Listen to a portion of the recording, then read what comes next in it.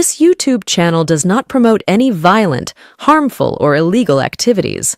All content provided by this channel is meant for an educational purpose only.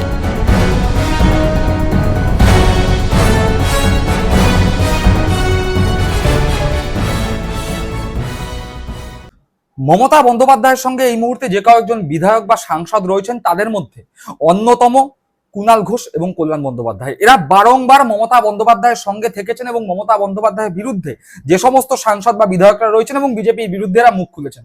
সুতরাং এই মুহূর্তে BJP বলুন বা ঋতব্রতপন্থী তৃণমূল বলুন বা এনসিপিআই বলুন, তাদের সকলের মাথা ব্যথার কারণ কুণাল ঘোষ এবং কল্যাণ বন্দ্যোপাধ্যায়।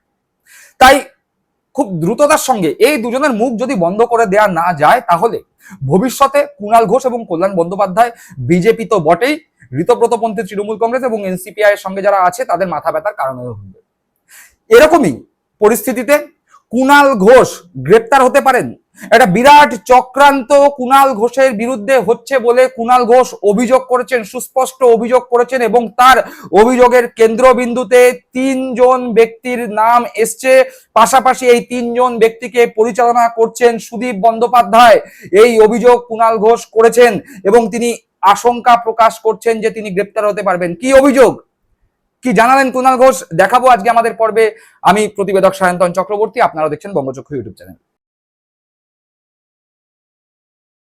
কুণাল ঘোষ ঠিক কি অভিযোগ করেছেন, তার বিরুদ্ধে কি চক্রান্ত হচ্ছে, কেন তিনি গ্রেপ্তারির আশঙ্কা করছেন, সেসব বিষয় জানাবো। কিন্তু তার আগে গতকাল আপনারা দেখতে পেয়েছেন হালিশহরে তৃণমূল কংগ্রেস কর্মীকে পুলিশ গ্রেপ্তার করার পরে, পুলিশি হেফাজতে তার মৃত্যু হওয়ার পরে হালিশহর উত্তাল হয়ে উঠেছিল। মমতা বন্দ্যোপাধ্যায় এসেছিলেন, মমতা বন্দ্যোপাধ্যায়ের বিরুদ্ধে বিজেপি আশ্রিত যে সমস্ত কর্মী সমর্থকরা ছিল তারা মমতা বন্দ্যোপাধ্যায়ের গাড়ি আক্রমণ করে। যদিও মিডিয়া এবং বিজেপি এটাকে জনরোষের আখ্যা দিচ্ছে, কিন্তু সাধারণ মানুষ বুঝতে পেরে গেছে যে ঋতব্রতরা শুভেন্দু অধিকারীর সঙ্গে নবান্নের 14 তলায় বসে ফিশ ফ্রাই খায়, আর মমতা বন্দ্যোপাধ্যায় কোথাও গেলে তার উপর আক্রমণ হয়। সুতরাং কোনটা জনরোষ আর কোনটা বিজেপির পক্ষ থেকে সাজানো রোষ, সেটা বাংলার মানুষ ইতিমধ্যেই বুঝতে পেরে গেছে। কিন্তু এই পরিস্থিতিতে দাঁড়িয়ে কুণাল ঘোষ বেনজির আক্রমণ করেছে ঋতব্রত বন্দ্যোপাধ্যায়কে। ঋতব্রত বন্দ্যোপাধ্যায়কে উদ্ভট প্রাণী বলে আক্রমণ করেছে।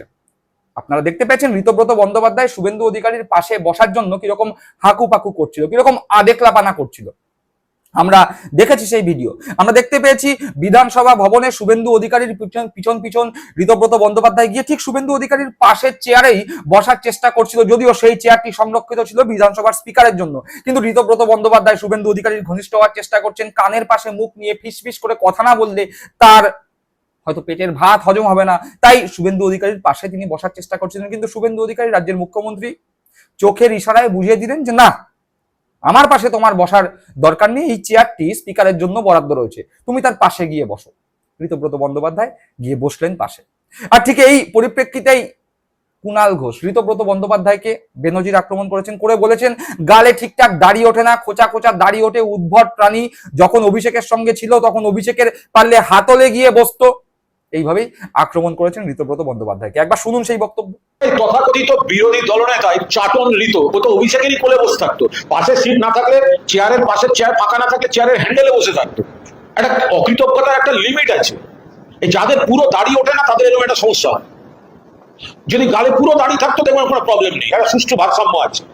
খোঁচা খোঁচা মানে কোথাও দাড়ি ওঠে কোথাও দাড়ি ওঠে না, এদের এই ধরনের অদ্ভুত দেখতে প্রাণীদের এরকম একটা সমস্যা হয়। আজব কথা, সিপিএম থেকে লাভ খাওয়ার পর অভিষেক ব্যানার্জি তাকে প্রোটেকশন দিয়েছে, তাকে কোনো ইয়ে আছে। একটা মানুষের একটা কৃতজ্ঞতা অকৃতজ্ঞতার একটা বিষয় থাকে, সকলের মুখে মানা যায়। তাহলে রাস্তার পাড়ার সামনে একটা নেড়ি কুকুরকে বিস্কুট দিলেও অন্তত সে কামড়াবে না। অন্তত শুনলেন সেই বক্তব্য। অর্থাৎ আমরা দেখতে পেলাম ঋতব্রত বন্দ্যোপাধ্যায়ের শুভেন্দু অধিকারীর পাশে বসা নিয়ে দেখলাম, এবং তার পরিপ্রেক্ষিতে কুণাল ঘোষ ঠিক কিভাবে ঋতব্রত বন্দ্যোপাধ্যায়কে জবাব দিলেন। কিন্তু যে কথা দিয়ে শুরু করেছিলাম যে কুণাল ঘোষ আশঙ্কা প্রকাশ করেছেন যে তিনি গ্রেপ্তার হতে পারেন, আর যে কথা বলেছিলাম যে কুণাল ঘোষকে যেন তেন প্রকারে চুপ করানোই এই মুহূর্তে বিজেপি তথা বিজেপির সঙ্গী হিসাবে, বিজেপির বি টিম হিসাবে যারা কাজ করছে, অর্থাৎ ঋতব্রত, তৃণমূল আর এনসিপিআই, তাদের লক্ষ্য। কুণাল ঘোষ যদি কম কথা বলেন, কুণাল ঘোষের মুখ যদি বন্ধ রাখা যায়, তাহলে এদের অস্বস্তি কমে। তার কারণ কুণাল ঘোষ চোখে আঙুল দিয়ে দেখিয়ে দিচ্ছে এরা তৃণমূল কংগ্রেসের কাছ থেকে টাকা নিয়েছে ভোটে লড়ার জন্য। এরা তৃণমূল কংগ্রেসের প্রতীক মমতা বন্দ্যোপাধ্যায়ের মুখ সামনে রেখে ভোট যুদ্ধে লড়াই করেছে। তারপরে যখন দল হেরে গেল তখন তাদের অভিযোগ সামনে আসছে। যদি এত অভিযোগই দলের সম্পর্কে ছিল তাহলে ভোটে কেন লড়লো? প্রশ্ন যখন কুণাল ঘোষ তুলছে তখন সেই প্রশ্নের উত্তর দেওয়ার জায়গায় এরা নেই। তাই এরা মনে প্রাণে চায় কুণাল ঘোষ যেন চুপ করে যায়, কুণাল ঘোষ যেন চুপ করে যায়। আর সেই পরিপ্রেক্ষিতেই কুণাল ঘোষ সুস্পষ্ট অভিযোগ করে বলেছেন কুণাল ঘোষকে গ্রেপ্তার করার একটা পরিকল্পনা এই মুহূর্তে চলছে এবং নোংরা চক্রান্ত করা হচ্ছে, এবং এই নোংরা চক্রান্ত যারা করছে তাদের নেতৃত্ব দিচ্ছে কে? সুদীপ বন্দ্যোপাধ্যায়। ঋতব্রত বন্দ্যোপাধ্যায়কে কুণাল ঘোষ যেমন উদ্ভট প্রাণী বলে আখ্যা দিয়েছেন, চাটন বলে আখ্যা দিয়েছেন, বালিশ বলে আখ্যা দিয়েছেন, সেরকমই সুদীপ বন্দ্যোপাধ্যায়কে কুণাল ঘোষ বিকট পরচুলো বা অদ্ভুত পরচুলো এই বলে কটাক্ষ করেছেন। কুণাল ঘোষ কি জানিয়েছেন একবার দেখুন। কুণাল ঘোষ নিজের ফেসবুকে পোস্ট করে বলেছেন, 3 বেঈমানের নয়া চক্রান্ত, উত্তর ও মধ্য কলকাতার সহকর্মীদের জন্য সতর্কবার্তা।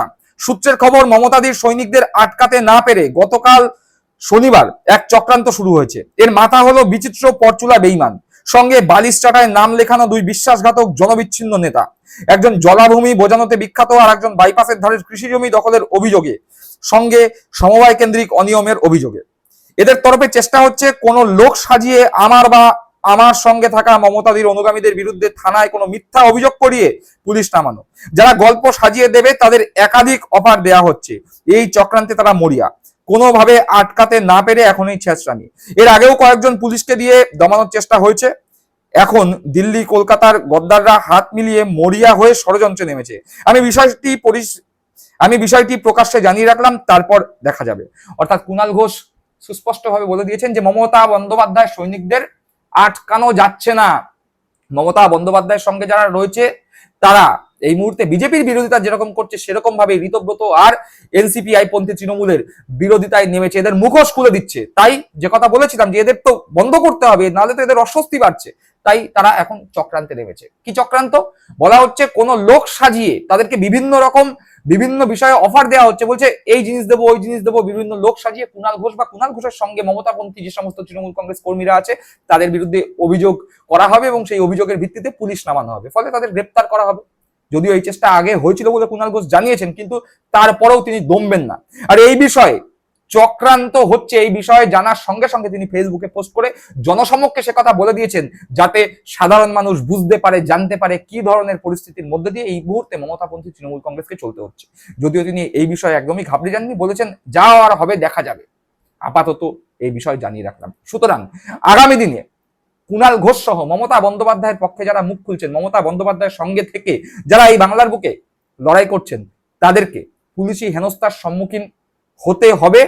ঋতপন্থী তৃণমূল, সুদীপপন্থী, কাকলিপন্থী তৃণমূল বা এনসিপিআই তাদের অভিযোগের ভিত্তিতে এরকম একটি আশঙ্কা কিন্তু রয়েছে। ফলে আগামী দিনে কি কুণাল ঘোষ গ্রেপ্তার হতে পারে, এইরকম একটি পরিস্থিতি এই মুহূর্তে বঙ্গ রাজনীতিতে দেখা যাচ্ছে। দর্শক বন্ধুরা, আপনারা কি মনে করছেন এই বিষয়ে অবশ্যই কমেন্ট বক্সে কমেন্ট করে জানাবেন। সকলে ভালো থাকবেন, সুস্থ থাকবেন। জয় হিন্দ, বন্দে মাতরম।